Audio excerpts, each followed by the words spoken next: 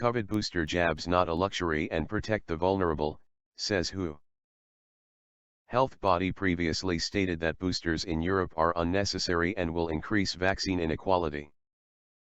Coronavirus, latest updates.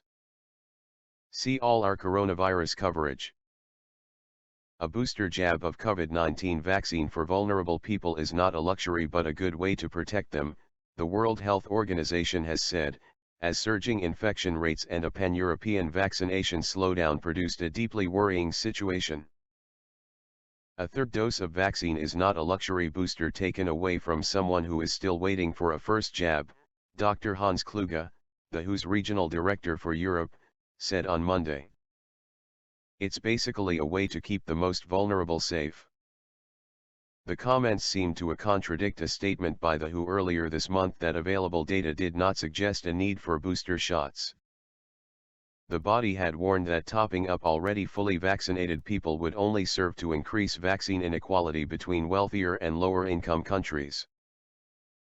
More than 30 of the 53 states that make up the organization's European region last week reported a rise of 10% or more in their 14-day COVID-19 incidence rate, Kluge said, while vaccine take-up, particularly among at-risk groups, was still low in several.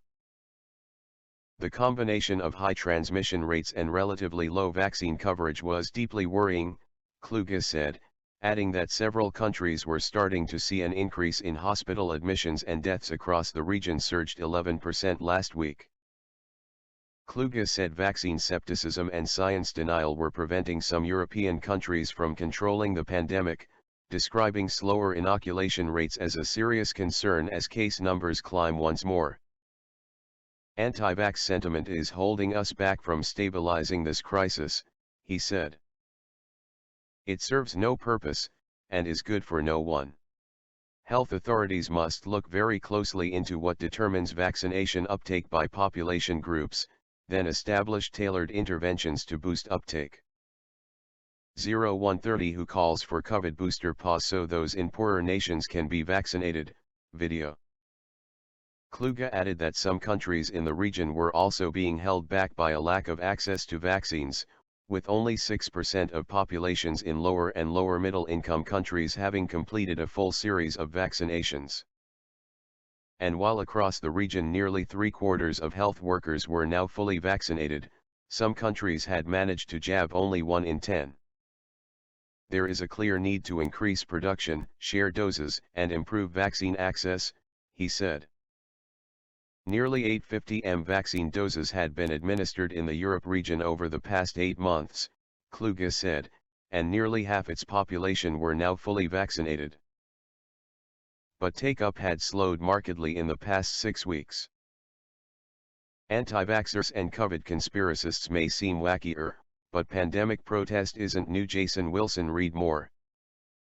The stagnation in vaccine uptake in the region is of serious concern, he said. Now that public health and social measures are being relaxed in many countries, public vaccination acceptance is crucial to avoid greater transmission, more severe disease, an increase in deaths and a bigger risk of new variants. Kluge said significant growth in case numbers was being driven by the more transmissible Delta variant, which was now present in 50 countries in the region, a general easing of public health measures and a surge in summer holiday travel. Other protective measures such as masks were also important, he said. But vaccines are the path towards reopening societies and stabilizing economies, and we remain challenged by insufficient production, insufficient access, and insufficient vaccine acceptance. As millions of children return to school after their summer holidays, Kluge also reiterated a joint demand with the UN Children's Fund, UNICEF, that keeping schools open, and making them safe, must be a top priority for all governments.